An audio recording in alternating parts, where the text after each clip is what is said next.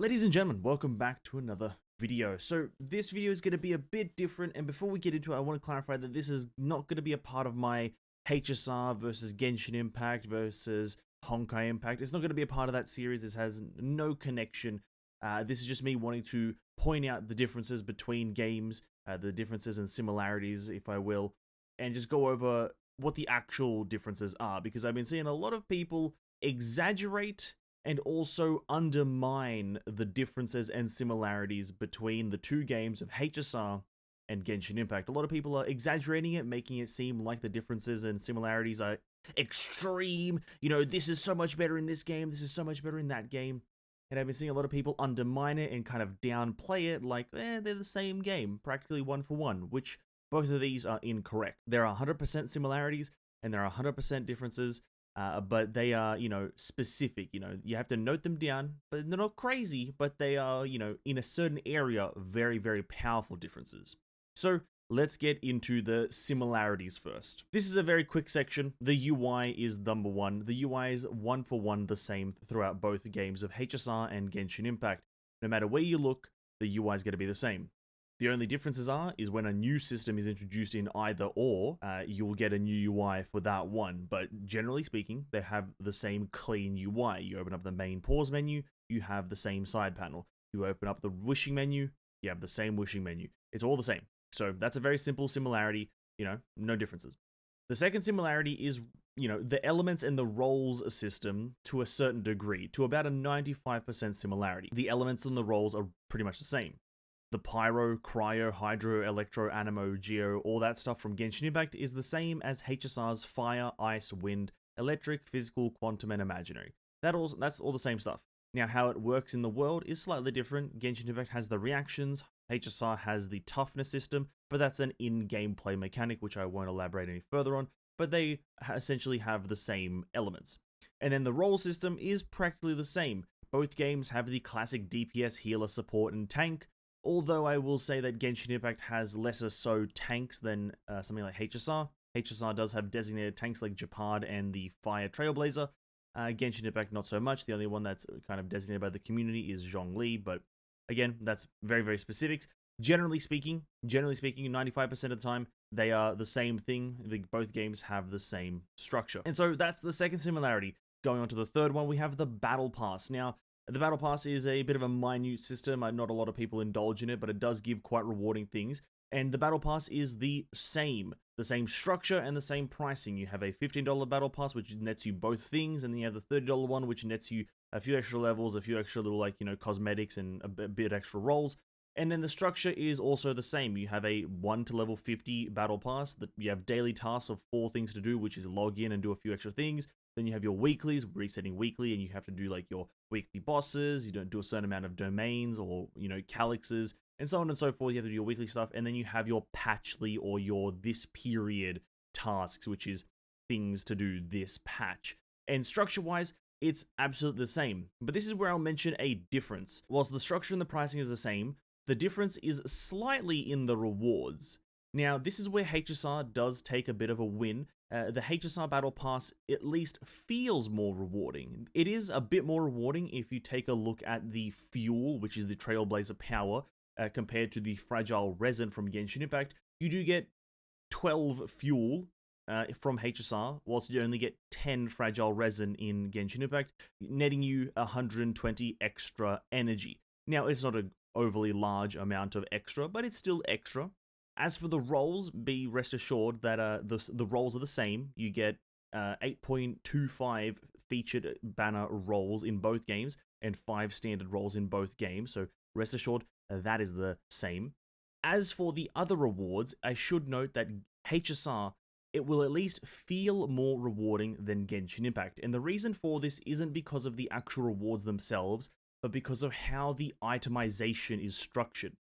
Genshin Impact has a lot of item overload and a lot of item bloating, and so the items that you get from the Battle Pass are only a third or a quarter, essentially, of the total items needed to level up a character. You get talent books, and you get like the level up material, which is the little crystals or the books, depending on weapon or character, and that's it. Whilst in HSR, you get the you get the book level up material, as well as the light cone level up material, so essentially the character and the light cone level up material. But you also get the, let's say, ascension material or the tiering up material, which is just one of the 8 different materials for one of the 8 different parts, or sorry, one of the 7 different parts. My apologies, wrong number. So if you choose the arrowhead will be used for all things to do with the hunt. If you choose the abundance item, then you are going to get everything that is going to ascend everything to do with the abundance, including light cones, characters, traces, everything to do with it. So it's not so much more of a rewarding basis of the battle pass, but it's the itemization of the game and the much more simplicity of the items that makes the battle pass feel more rewarding.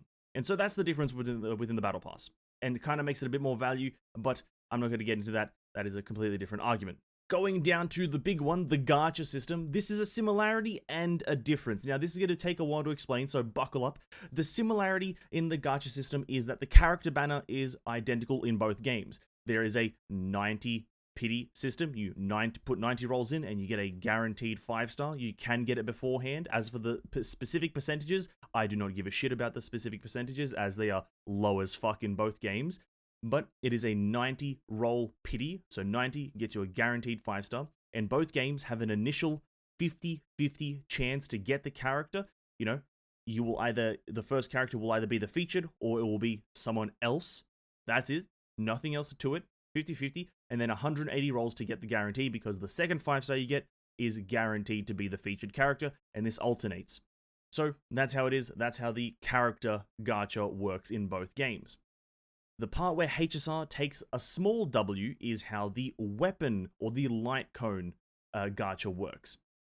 Now, to quickly explain Genshin Impact's weapon banner, it's a bit of a complex thing, but bear with me. Genshin's weapon banner has an 80 pity system, so 80 pulls and you get a guaranteed 5-star. Now, for the first 5-star, you have a 75% chance to get it, 25% chance to not get it. But in Genshin Impact, you have 2 featured weapons, so you obviously could get either or. Now, in the case that you do not get the featured weapon on your first 5-star, so getting that 25% chance win, that equals a guaranteed featured on the next pull. But the caveat here is that you don't get a specific featured, you just get one of the 2 featured. So your first 5-star ends up not being a featured weapon, then the next one is a 50-50 between one of the 2 featured weapons, and then after that, it's if you use the epitomized path system, you get a guaranteed of your chosen weapon.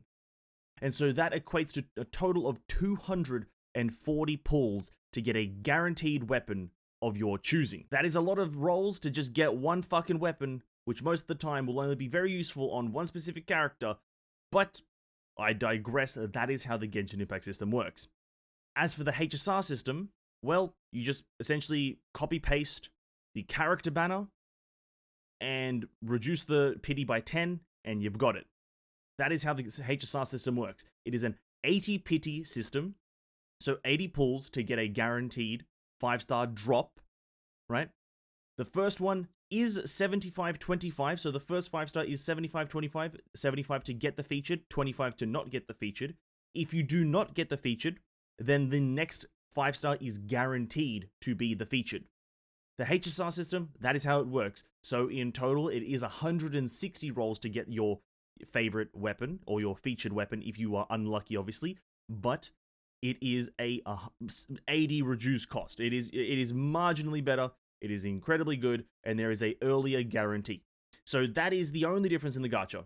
Everything else that people are trying to say that it's much better, you know, that whole 300 guarantee, the standard banner, all that shit, forget about it. This is the only thing that actually matters, is the weapon gacha is much, much more lenient. The last difference that I want to point out that is of major importance is relic crafting.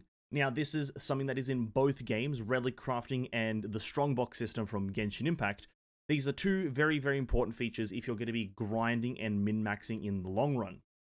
Now, for Genshin Impact, as it's the first system to, or first game to have this, Genshin Impact has a system where you can convert 3 5-star artifacts into 1 5-star artifact of a specific artifact type.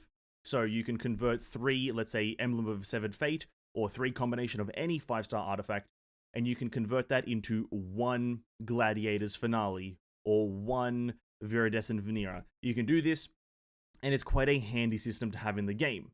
The only downside to Genshin Impact's system is that there is no specifics.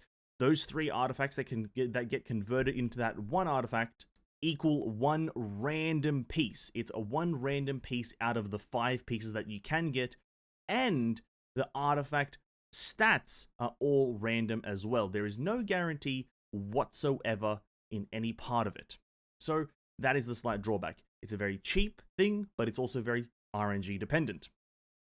Whilst if we jump over to HSR, it has a similar system, but this time it's 10 pieces equals 1 piece, but you can choose exactly what piece you want from whatever set you want.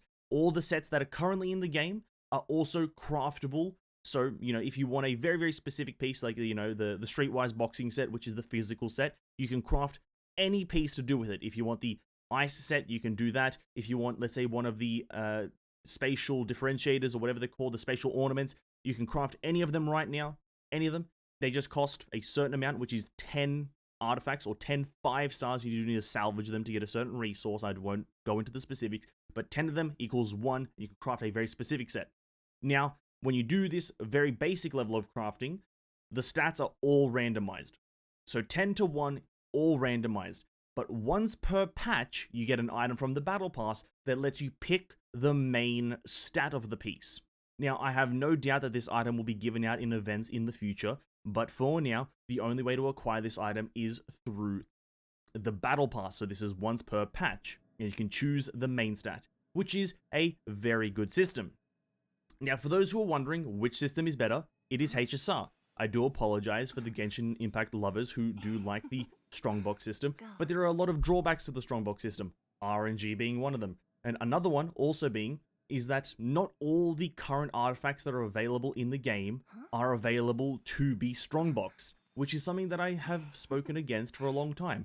Just add all the artifacts to the strongbox system. There's absolutely no harm in it, but that is not the point of this point.